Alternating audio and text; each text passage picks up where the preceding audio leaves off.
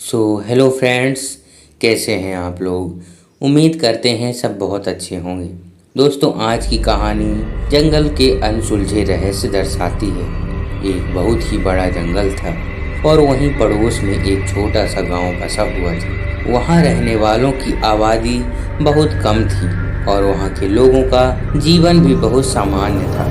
गांव के लोग जंगल की वनस्पति और जानवरों पर आधारित थे और इसी के चलते वह रोजाना जंगल के अंदर जाया करते थे। दरअसल जंगल जाना तो इन लोगों के लिए आम बात थी। एक बार एक औरत अपने छोटे बच्चे के साथ जंगल चली जाती है।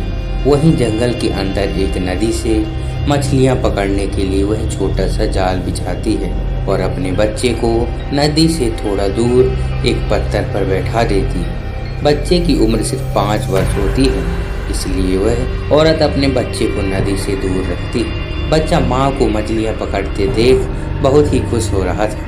तभी बच्चे के पीछे एक अजीब सी आकृति का जीव आकर खड़ा हो जाता है और उसकी आहट पाकर बच्चा धीरे से पीछे पलट कर देखता है और अचानक वह दहशत से उस पत्थर से नीचे गिर जाता है। पत्थर की ऊंचाई कम थी, इसलिए बच्चे को चोट नहीं आती, लेकिन उसकी माँ उसे ऐसी हालत में देखकर चिल्ला कर दौड़ पड़ती है और माँ के तेज स्वर से बिना उस औरत की नज़र में आए वह आकृति वहाँ से ओझल हो जाती है। बच्चा अपनी माँ को अपने डर की वजह बताने का प्रयास करता है, लेकिन वह छोटा है, इसलिए माँ को ढंग से समझ नहीं आ रहा था कि वह क्या कहना चाहता है और उसने क्या देखा।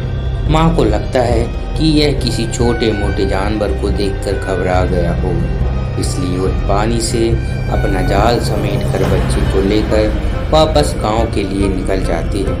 और जैसे ही बच्ची के साथ गांव की सीमा में प्रवेश करती है, उसकी नज़र सरकारी छावनी पर पड़ती है और वह उनके पास जाकर वन विभाग के अधिकारियों से पूछ बैठती है, यहाँ ये छावनी क्यों बनाई जा रही है।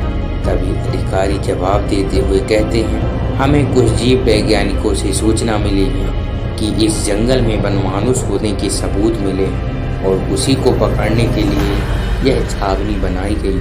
अधिकारी उस औरत को दोबारा उस जंगल में अंदर अकेले न जाने की हिदायत भी देते हैं। इन दोनों की बातें हो ही रही होती हैं कि अचानक 2 व्यक्ति जंगल से लहूलुहान होकर भागते हुए आते दिखाई देते। लेकिन ताज्जुब की बात तो यह है कि उन दोनों में से एक व्यक्ति का हाथ कटा हुआ दिखाई देता है। यह मंजर देखने में बहुत ही खौफनाक था। तभी अधिकारी उन्हें देखते ही अपनी बंदूक निकाल लेते हैं और उन्हें वहीं रुकने को कहते हैं और उनसे पूछते हैं, बताओ क्या हुआ था जंगल में। लेकिन उनमें एक आदमी तो बेहोश हो जाता है और दूसरा इस हालत में नहीं होता कि वह उनको कुछ भी बता सके।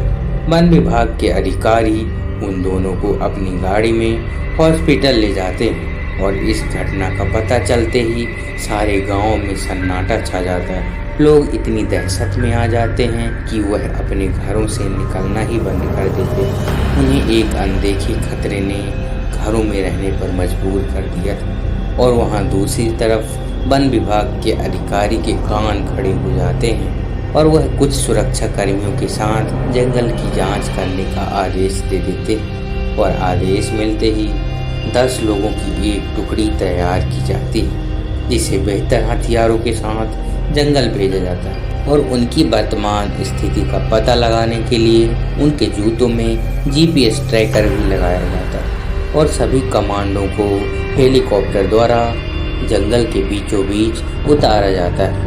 सुरक्षा कर्मी जंगल में उतरते ही चारों दिशाओं में फैल जाते हैं और जंगल का चप्पा चप्पा छानने लगते हैं।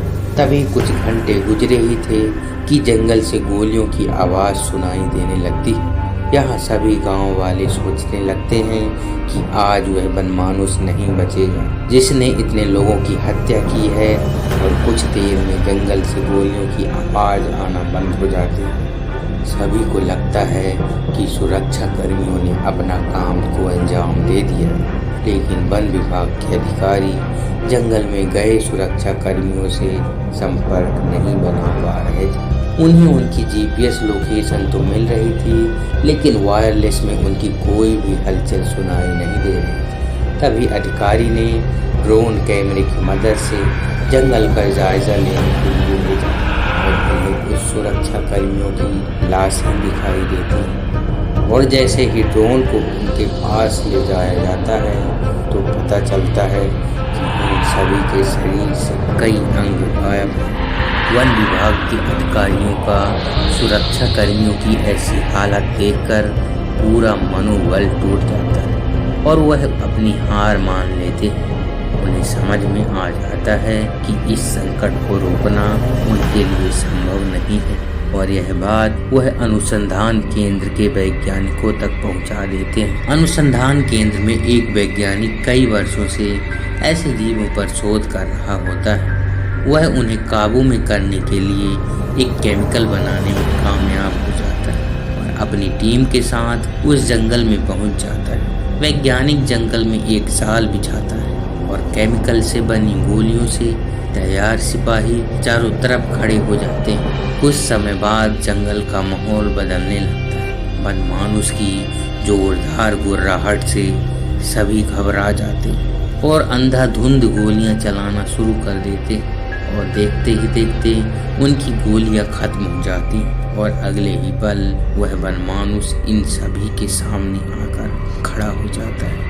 वह देखने में इतना भयानक होता है कि सभी के पसीने छूट जाते हैं और सामने आते ही मौत का तांडव मचा देता है। लेकिन वैज्ञानिक अपने साथ एक पिस्टल लाया होता है जिसमें उसने केमिकल से बनी बुलेट लोड की होती है। जब बनमानुस एक एक करके सभी सिपाहियों को मार रहा होता है तो वैज्ञानिक धीरे से निशाना लगाते हुए बनमानुस के सिर पर गोली मारता है और कुछ ही सेकंड में बनमानुस जमीन में गिर जाता है।